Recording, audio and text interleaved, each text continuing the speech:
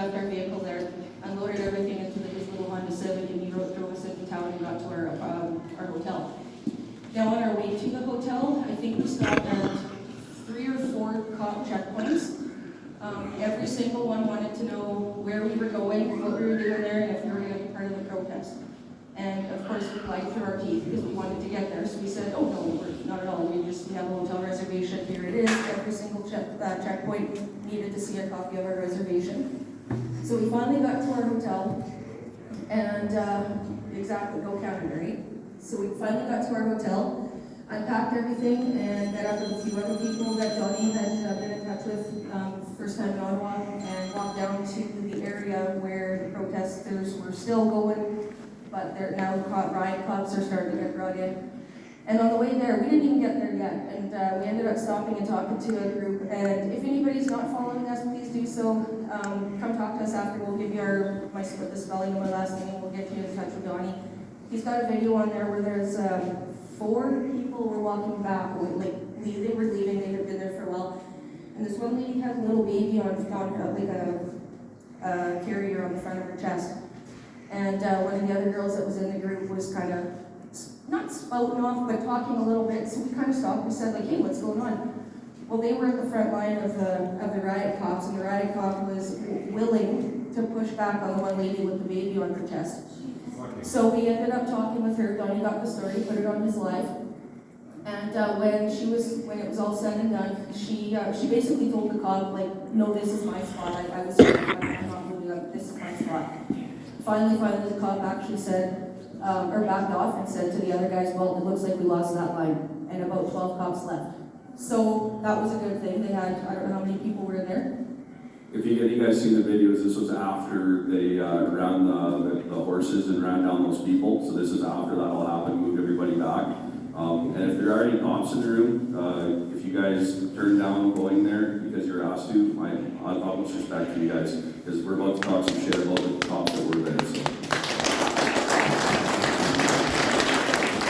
So we were talking with this one gal, I'm going to guess she was about 30, 32, and I went to give her a hug. She was crying. I went to give her a hug, and I kind of had my arm around her, and I looked in her little carrier, and it was a baby.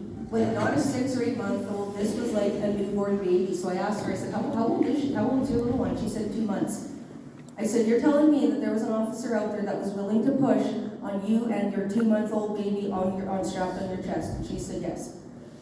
So that was the first interaction that I had when we went to Ottawa. I guess minus all the truck stops and all that stuff. But so anyway, we went down, and by the time we got down there, I'm not really familiar with which Parliament building is what, but they had already 2 sections of fence barricading between protesters, about a 10-foot span, and then another fence, and the cops are on that side.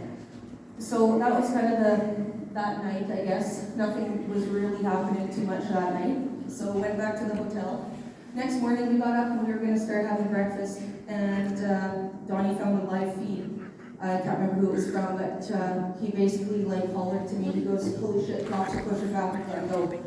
So we left our breakfast in the hotel. When we got dressed, we ran down. We were about 6 blocks away. Ran down to where they were, and yeah, cops were pepper spraying. They had their rubber bullet guns out, tear gas, batons. I think it was about the 3rd or 4th time that we went back down to where they were pushing back. They had a wooden dowel about 4 or 5 feet long. They had those in their hands crosswise on their chest, and they were yep, exactly, they were pushing back on us. When we got the pepper spray the first time, I think it hit the crowd first, and then the second time it hit the crowd, all I remember was Donnie's hand over my face, and he turned me backwards. And once it kind of dissipated a bit in the crowd, he asked, are you okay? Are you okay? And I said, no, I'm good, I didn't get any. And then as soon as I started talking, that's when I realized, shit, I did get it, but it was from my nose down, in her face, in her mouth, in her face, both of us. We seen guys, there's a gentleman at the back with a blue hat, he's got a great big beard. We seen guys like that, their beards were saturated with pepper spray. Absolutely saturated. And there was I don't know how many thousands on our side. And we basically, we were, to me, I thought, we're okay, we can start helping people. And there'd be people that were walking around blindly, they couldn't see. Their faces were soaked with pepper spray. So Donnie and I would just grab them, and then we would turn to try to get them out of the crowd. And like you had said, no, sorry, Darren's a homeowner here? Hey, you're back there. So I remember you earlier, you said something about you're not a protester, but you do it again in a heartbeat. I do the exact same thing. However, my story's a little bit more funnier because I'm not a protester and I never come prepared. So I had no idea what to expect, right? We did end up buying some safety glasses and hearing muffs because they were talking about the LRAD machine they were supposed to be bringing in. So when all these people were pepper sprayed, we were just trying to get them out of the crowd because there was like thousands of people and they couldn't find their way out. So we kept bringing them out of the crowd, and the people who went to protests before, they were prepared because they had bottles of water and they were standing at the back, and you take them. Hold on, that's. We took these guys back who had gotten sprayed in the face. We bring them back, and there was just a lineup of people behind us with bottles of water and rinsing everybody's eyes out and all their faces off. And I kind of thought, holy shit, like these guys know what they're doing, right? I don't. I'm just standing here getting sprayed in the face, but I don't know what I'm doing after that. So then we walked a little ways away to another gal, and Donnie's beard was kind of full of pepper spray. And she had asked us, she goes, did you guys get hit? And we said, yeah, but just in our mouth, like, we're okay. We're not, like, yeah, it's disgusting and it's hot, but it's okay. She's like, well, you need milk. You should rinse it with milk. We're like, well, that's great, but who has milk? She did. Oh, right on. This is crazy. Like, okay, cool, this is awesome. So yeah, Donnie rinsed his face. At that point, I think I had gotten a couple swigs of water, so I was okay. But that was my first experience after everything Donnie had told me.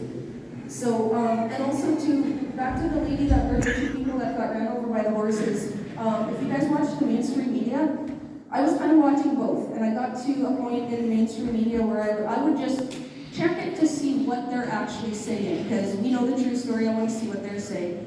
So I read an article, I think it was a CBC had out with the horse incident.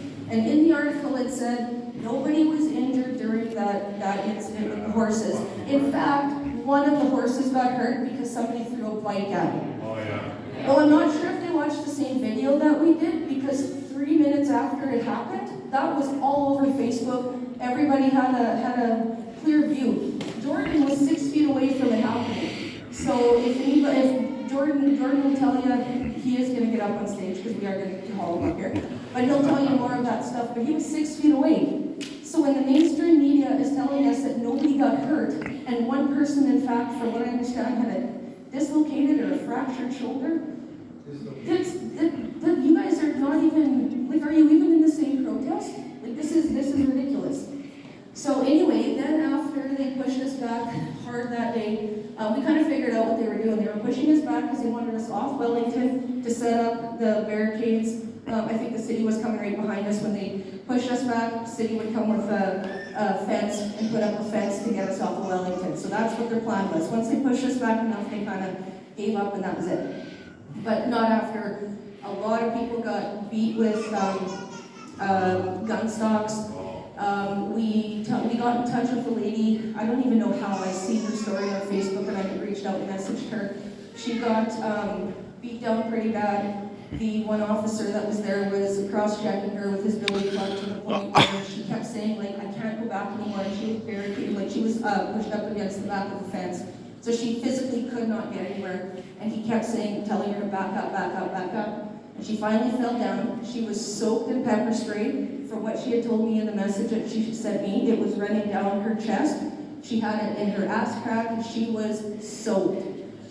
Absolutely soaked. She got out. I messaged her the day after it happened, and I didn't realize it had happened to her. I just assumed that she was going to be in Ottawa. I was going to reach out and tell her, hey, if you are coming to Ottawa, be careful because they are pepper spraying and all this. Then I see her live video where she did actually get pepper sprayed, and she said she wasn't staying in Ottawa anymore. She was going home because after that incident, when she was down on the ground and the cops were beating on her and pepper spraying her, she said at that point she didn't actually think she was going to get out alive. So when she did, she went home. I think she was from East Nova Scotia or something. She went home. She was too scared for her life. But she did say in the meantime, when the cop was shoving her down with his billy club, every time he would shove her down, he kept saying, I'm sorry, I'm sorry, I'm sorry, and just kept shoving her down. At that point, as an officer, again, I'm not sure if there is anyone,